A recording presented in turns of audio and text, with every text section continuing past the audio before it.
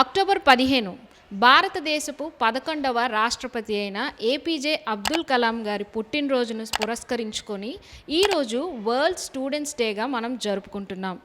ఎక్కడో తమిళనాడులోని ఒక మారుమూల ప్రాంతమైన రామేశ్వరంలో పుట్టిన ఒక సాధారణ స్టూడెంట్ అంచెలంచెలుగా అటు ఇండియన్ స్పేస్ మరియు డిఫెన్స్ ప్రోగ్రాముల్లో తన యొక్క సత్తాను ఏ రీతిగా చాటుకున్నారో అదే రీతిగా ఇండియన్ ప్రెసిడెంట్ అయిన తర్వాత కూడా తన యొక్క టీచింగ్స్ ద్వారా అనేక మంది స్టూడెంట్స్ని ఆయన ఇన్స్పైర్ చేస్తూ వచ్చారు.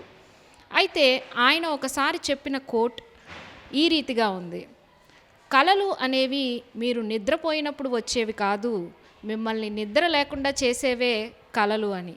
కాబట్టి కలాం గారు చెప్పినట్లుగా కలలను కనండి, వాటిని సాకారం చేసుకోండి. నిజమైన వరల్డ్ స్టూడెంట్స్ డే అనేది మనము రోజు చేసుకునే పండగల్లాగా కాకుండా పిల్లల్లోని సృజనాత్మకతను, వాళ్ళలో ఉన్న ఇన్నోవేషన్ను బయటికి తీసినప్పుడే ఇలాంటి మహాత్ములకు మనం సరైన నివాళి అర్పించినట్లుగా ఉంటుంది.